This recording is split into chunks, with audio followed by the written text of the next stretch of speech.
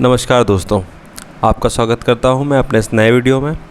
आज मैं आप लोगों को बताने जा रहा हूं कि चेक क्या होता है और कितने प्रकार के चेक हम लोग आम तौर पर यूज़ करते हैं। तो चलिए, पावर पॉइंट की मदद से मैंने आप लोगों को चेक और उसके प्रकार बताने की कोशिश की है। उम्मीद है आप लोगों को पसंद आएगा। शुरू करने से पहले अगर आपने चैनल को सब्सक्राइब नहीं किया है तो प्लीज़ बेल आइकन दबा के चैनल को सब्सक्राइब ज़रूर कर लें, ताकि इस तरह की इन्फॉर्मेटिव वीडियोज़ आपको हमेशा मिलती रहें। तो चलिए हम लोग शुरू करते हैं। तो चलिए, हमारी फर्स्ट स्लाइड आ गई है। इसमें है व्हाट इज़ चेक। चेक क्या है? तो चेक भुगतान के लिए एक प्रचलित जरिया है। चेक बैंकिंग सिस्टम का एक ऐसा साधन है जिसके ज़रिए व्यक्ति को बैंक को किसी व्यक्ति विशेष को भुगतान करने के लिए आदेश देता है। अब देखिए, चेक क्या है। चेक कुछ स्पेशल चीज़ नहीं है, बस विड्रॉल यानी कि आपको निकासी का एक साधन है। ठीक है, निकासी तो विड्रॉल फॉर्म से भी हो सकती है जो ब्रांच में अवेलेबल होता है। तो मान लीजिए चेक अगर आपको किसी को देना है, आप बैंक नहीं जाना चाहते हैं, आप किसी दूसरे पर्सन को कहते हैं कि भाई मेरे खाते से आप इतना पैसा ले आओ, या आप बीमार हो या आप बाहर हो कहीं, है ना, तो इस तरह से आप चेक किसी को काट के दे सकते हो। आपकी जगह वह व्यक्ति जाकर चेक से आपका भुगतान ले सकता है। लेकिन विड्रॉल फॉर्म जो बैंक से मिलता है उससे केवल आप ही विड्रॉल ले सकते हो, दूसरा पर्सन विड्रॉल नहीं ले सकता। तो सिंपल भाषा में समझें कि चेक आपके अलावा भी कोई दूसरा व्यक्ति भी भुगतान ले सकता है। अब different types of check. Check कितने प्रकार के होते हैं? तो चेक कई प्रकार के होते हैं। मैंने यहाँ 6 प्रकार आप लोगों को बताए हैं जो आमतौर पर हम लोग यूज़ करते हैं। ठीक है, तो पहला चेक है, पहला बेरर चेक है, दूसरा ऑर्डर चेक है, तीसरा क्रॉस्ड है, चौथा पोस्ट डेटेड है, पांचवा एंटी डेटेड है और छठा स्टेल चेक है। ठीक है, तो ये 6 प्रकार के चेक मैंने आप लोगों को यहाँ बता रखे हैं जो आमतौर पर यूज़ में आते हैं। ठीक है, और भी 2-3 प्रकार के चेक होते हैं, वो इतना खास यूज़ नहीं हो सकते होते, इसलिए मैंने आप लोगों को यहाँ नहीं बताया है। ये मेनली 6 प्रकार के हैं जो मैंने आपको बताए हैं। तो चलिए हम लोग अपनी नेक्स्ट स्लाइड पर चलते हैं। ये देखिए, पहला बेरर चेक है। इसमें मैंने आपको बैंक ऑफ बड़ौदा की एक चेक भर के भी दिखाई है कि चेक कैसे भरते हैं और क्या क्या चीज़ें कहाँ कहाँ लिखनी होती हैं। तो बेरर चेक क्या होता है? इसको हिंदी में वाहक चेक भी बोलते हैं। वाहक चेक यानी बेरर चेक वह चेक होता है जिसे अकाउंट होल्डर का कोई भी व्यक्ति बैंक में जाकर उसे भुना सकता है। इस प्रकार के चेक में ऑर्डर की जगह बेरर लिखा होता है जिसे कोई भी व्यक्ति बैंक से भुना सकता है। इस प्रकार के चेक रिस्की होते हैं क्योंकि यदि चेक का किसी कारणवश खो जाता है तो कोई भी व्यक्ति उसे बैंक में ले जाकर भुना सकता है और इसका गलत फ़ायदा उठा सकता है। ठीक है, तो अब देखिए, बेरर चेक क्या होता है कि आपने किसी के नाम पे XYZ किसी के नाम पे चेक काट दी और वो गया बैंक, उसने उतने पैसे ले लिए। बैंक उससे कोई भी सवाल नहीं पूछेगा।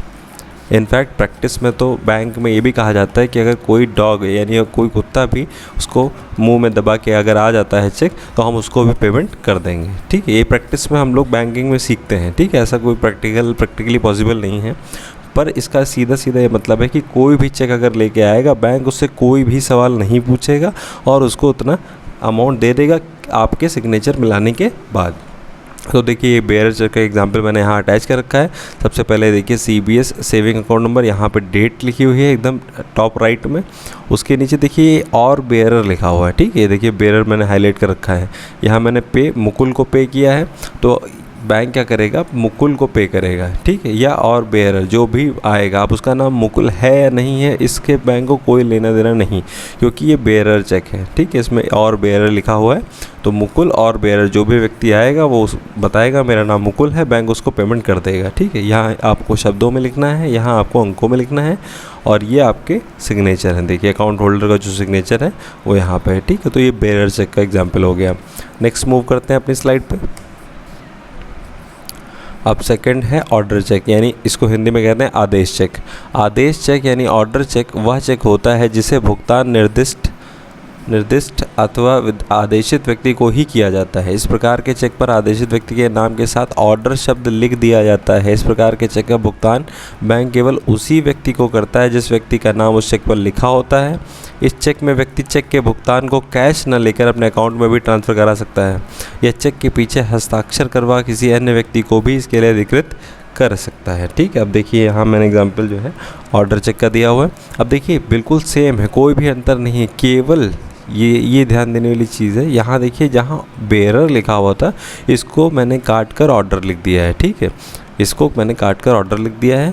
आपने बेरर कैंसिल करके ऑर्डर कर दिया। अब यानी कि जो ये मुकुल है, अब आपने बैंक को ये आदेश दे दिया कि जो मुकुल नाम का व्यक्ति है इसकी पहचान करने के बाद केवल मुकुल को ही पेमेंट दिया जाए। अब कोई व्यक्ति काउंटर पे आता है, वो कहता है कि भाई ये चेक प्रेजेंट करता है, उसका नाम मुकुल नहीं भी है, बेरर के केस में बैंक उसको पेमेंट कर देगा, बैंक उसको कोई भी उसकी जांच नहीं करेगा। लेकिन ऑर्डर चेक में बैंक ये जांच करेगा कि इसका नाम मुकुल है कि नहीं, जो भी चेक प्रेजेंट कर रहा है थर्ड पार्टी कस्टमर उसको चेक करेगा। तो चेक करने के लिए उसकी आईडी लेगा। अगर उसने आईडी दे दी मुकुल नाम की और उसका फेस फोटो आइडेंटिटी मैच कर गया तो बैंक उसको पेमेंट कर देगा, ठीक है, और इस चेक को वो अपने अकाउंट में भी ट्रांसफ़र करा सकता है, ठीक है। तो केवल सिंपल सा एक माइनर सा डिफरेंस है कि बेरर ऑर्डर में बेरर काट के ऑर्डर, यहाँ पे बैंक जो है लायबल हो जाता है मुकुल नाम के व्यक्ति को ही पेमेंट करने के लिए। बैंक को थोड़ा सा उसकी जांच करनी पड़ेगी, उसकी एक आइडेंटिटी जो है फ़ोटो आइडेंटिटी प्रूफ लेना पड़ेगा, उसके बाद वो बैंक उसको पेमेंट कर सकता है, ठीक है। तो नेक्स्ट हम लोग मूव करते हैं अपनी अगली स्लाइड पे। जो अगला हमारा चेक है वो क्रॉस्ड चेक है। इसको अकाउंट पे ही चेक भी कहा जाता है। अब क्रॉस्ड चेक क्या होता है? क्रॉस्ड चेक वह चेक होता है जो किसी विशेष व्यक्ति या संस्था के नाम से लिखा जाता है तथा उसमें ऊपर की बाईं तरफ समांतर दो तिरछी लाइन खींच दी जाती है तथा लाइन के बीच में अकाउंट पे ही लिखा भी हो सकता है और नहीं भी। इस प्रकार के चेक को हम जिस नाम से या लिखा होता है उसे अकाउंट में ही ट्रांसफ़र कर सकते हैं, नगद प्राप्त नहीं कर सकते। अब यहाँ बहुत ध्यान देने वाली बात यह है कि ये अकाउंट पे ही चेक जो होता है वो कैश आप नहीं ले सकते हो, ठीक है। ये देखिए मैंने एक अकाउंट पे ही जो है चेक का डेमो दिया है आपको। सेम चीज़ें हैं, डेट है, अमाउंट है, पे टू जिसको भी पे कर रहे हो आप, सिग्नेचर करना है। बस इसमें डिफरेंस क्या होता है कि टॉप लेफ़्ट कॉर्नर में, ठीक है, टॉप लेफ़्ट कॉर्नर में आपको दो लाइनें खींचनी है। आप ये लाइनें बीच में भी खींच सकते हो, कोई ऐसा इशू नहीं है, साइड में भी कहीं भी खींच सकते हो, ऐसा कुछ नहीं है। बस दो पैरेलल लाइन आप खींच दीजिए, इतना पर्याप्त है। अगर उसके बीच में आपने अकाउंट पे लिख दिया है तो और बेहतर है, नहीं लिखा तो भी बैंकिंग की प्रैक्टिसेस में समझाया जाता है कि दो अगर पैरेलल लाइन खींची हुई हैं तो इसका मतलब है वो चेक अकाउंट पे ही चेक है, ठीक है। तो इसमें इस केस में क्या होगा, जिसको भी आपने चेक काट के दी है, जिसके नाम से आपने चेक काट के दी है, बैंक उसको उसके अकाउंट में ही पे करेगा, कैश पे नहीं करेगा।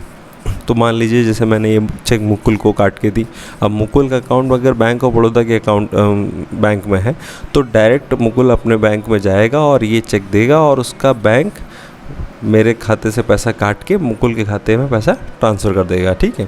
लेकिन मान लीजिए मुकुल यानी जिसको मैंने चेक काट के दी है उसका बैंक कोई और बैंक है, बैंक ऑफ बड़ौदा नहीं है, सेम बैंक नहीं है, तो क्या करेगा मुकुल अपने बैंक जो भी XYZ बैंक होगा, मान लीजिए उसका अकाउंट स्टेट बैंक में है तो स्टेट बैंक में जाएगा और अपनी एक डिपॉजिट स्लिप भरेगा और ये चेक उसके साथ अटैच करके लगाएगा। तो ये क्लियरिंग के माध्यम से ये जो पेमेंट होगा उसके अकाउंट में कर दिया जाएगा। क्लियरिंग के कैश नहीं मिल सकता। यहाँ ध्यान देने वाली बात है, क्रॉस चेक हमेशा अकाउंट में ही पेबल है, कैश पेबल नहीं है। तो अकाउंट पे ही यानी क्रॉस चेक, इसको अकाउंट पे ही कुछ लोग कहते हैं, कुछ लोग क्रॉस चेक भी कहते हैं। तो अकाउंट पे ही या क्रॉस चेक केवल अकाउंट में ही पेबल है, ठीक है। तो देखिए यहाँ पे मैंने आपको दिखाया है कि कैसे ये क्रॉस लाइनें दो पैरेलल क्रॉस लाइनें बनाई हैं, इसमें अकाउंट पे ही लिख दिया है मैंने। अगर आप लिखते हैं तो ठीक है, अन्यथा दो क्रॉस लाइन ही पर्याप्त है, सफिशिएंट है। अकाउंट पे ही बैंकर समझ जाएगा ये चेक अकाउंट पे ही है। तो चलिए हम लोग अपनी नेक्स्ट स्लाइड पे मूव करते हैं। चलिए ये 3 चेक और हमने 3 प्रकार की चेक समझ लिए हैं, ये 3 प्रकार की चेक और होती हैं। तो इनमें सबसे पहली चेक है पोस्ट डेटेड चेक, आगे की तारीख वाला चेक। अब पोस्ट डेटेड जैसे नाम से ही समझ में आ रहा है कि इस प्रकार के चेक से अभिप्राय एक ऐसे चेक से है जिसमें आगे की तिथि अंकित कर दी जाती है, जिसका अर्थ हुआ कि ऐसे चेक का भुगतान उस अंकित तिथि को या उसके बाद की तिथि को ही हो सकता है। अब यहाँ समझने वाली बात यह है, जैसे मान लीजिए मेरा कोई लोन अमाउंट है, मुझे वो लोन पे करना है, लेकिन लोन की जो तारीख है वो नेक्स्ट मंथ है यानी नवंबर में 1 तारीख को है। तो अब मुझे चेक देना है, मान लीजिए मैं कहीं बाहर जा रहा हूँ, तो मैं क्या करूँगा, जो हमारा एजेंट होगा या जो हमारा बैंक होगा, बैंक को मैं एक चेक जो है 1 नवंबर 2022 की काट के दे दूँगा। अब बैंक क्या करेगा, उसका बैंक आज पेमेंट नहीं ले सकता है, बैंक उसी डेट को यानी 1 नवंबर 2022 को वो चेक मेरे अकाउंट में लगा देगा और लोन का भुगतान उस बैंक को हो जाएगा। लेकिन अगर बैंक क्या करता है, मान लीजिए या कोई व्यक्ति है वो क्या करता है, आपने किसी व्यक्ति को दिया तो वो व्यक्ति क्या करेगा, मान लीजिए 1 नवंबर से पहले अगर अपने बैंक में लगाएगा तो वो बैंक उसको चेक एक्सेप्ट नहीं करेगा, क्योंकि वो पोस्ट डेटेड चेक है, यानी वो चेक उस चेक पे पड़ी हुई डेट के दिन या उसके बाद ही वो पेबल होगा, उससे पहले पेबल नहीं होगा। ठीक है, मान लीजिए किसी को आपने 1 नवंबर की चेक काट के दे दी, आज 26 अक्टूबर है, तो अब वो 28, 29, 30 इसमें चेक उसको नहीं मिलेगा। उसको चेक जो अमाउंट मिलेगा वो चेक लगेगी तभी 1 नवंबर 2022 या उसके बाद ही वो चेक उसको पेबल होगी। ठीक है, तो पोस्ट डेटेड का मतलब है कोई भी फ्यूचर की डेट आपने उसमें डाल दी है तो वो जो चेक है वो उसी फ्यूचर डेट को उस दिन या उसके बाद से ही पेबल माना जाएगा, उससे पहले पेबल नहीं होगा। उसके बाद आता है एंटी डेटेड चेक, पीछे की तारीख वाला चेक। ठीक है, तो अब मान लीजिए मैंने आज चेक काटी, आज 26 अक्टूबर है, 26 अक्टूबर के मैंने चेक एक काट के दे दी। ठीक है, मैंने किसी आदमी को दी थी, अब वो जाता है मान लीजिए 1 नवंबर को अपने बैंक में जाता है, तो अब 1 नवंबर को जब वो चेक लगा रहा होगा तो उस चेक को कहा जाएगा एंटी डेटेड चेक। मतलब जिस दिन वो चेक अपने अकाउंट में लगा रहा है उससे पहले की अगर कोई तारीख पड़ी हुई है उस पर, ठीक है, तो उसको एंटी डेटेड चेक कहा जाएगा। मान लीजिए कोई आदमी 1 महीने बाद जाता है अपने अकाउंट में उसको चेक को लगाने, तो उस चेक को कहा जाएगा anti dated cheque. Anti dated सिर्फ एक प्रकार है, इससे कोई इसको सिर्फ कहने के लिए एंटी डेटेड चेक कहा जाता है कि चेक किस टाइप का है, पोस्ट डेटेड है या एंटी डेटेड है। ठीक है, इसे कोई इशू नहीं है, इसे कोई गलत नहीं है या कोई इस प्रकार की समस्या इसमें नहीं आने वाली है। ठीक है, तो एंटी डेटेड चेक क्या होगा कि किसी भी डेट जिस दिन वो लग रहा है उससे पिछली अगर कोई तारीख पड़ी हुई है तो उसको एंटी डेटेड चेक कहा जाएगा। लास्ट जो हमारा चेक का टाइप है वो स्टेल चेक है। अब इसको कहते हैं काल बाधित चेक। अब स्टेल चेक क्या होता है कि एंटी डेटेड ही होता है, लेकिन अब इसमें एक माइन्यूट सा डिफरेंस है। स्टेल चेक क्या होता है कि जिस दिन ये लग रहा है उसी की पिछली तारीख होती है, लेकिन 3 महीने से पुराना होता है। ठीक है, प्रायः सभी प्रकार के चेकों का यह नियम होता है कि हम उसे उस पर अंकित तिथि से 3 महीने के अंदर भुना सकते हैं। यदि हम ऐसा नहीं करते और 3 महीने की सीमा समाप्त हो जाती है तो इस प्रकार के चेक को कालबाधित चेक कहा जाता है।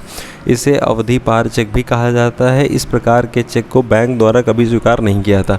अब जो मेन पॉइंट है इसमें कि स्टेल चेक को बैंक कभी भी ऑनर नहीं करता है, बैंक कभी भी पे नहीं करता है। ठीक है, तो ध्यान रखिएगा, कोई भी चेक, मान लीजिए आज 26 अक्टूबर 2022 है, मैं 26 अक्टूबर 2022 को एक चेक काट के देता हूँ। ठीक है, अब 26 अक्टूबर से लेकर वो चेक वैलिड रहेगा 3 महीने तक, यानी 26 नवंबर, 26 दिसंबर और 26 जनवरी।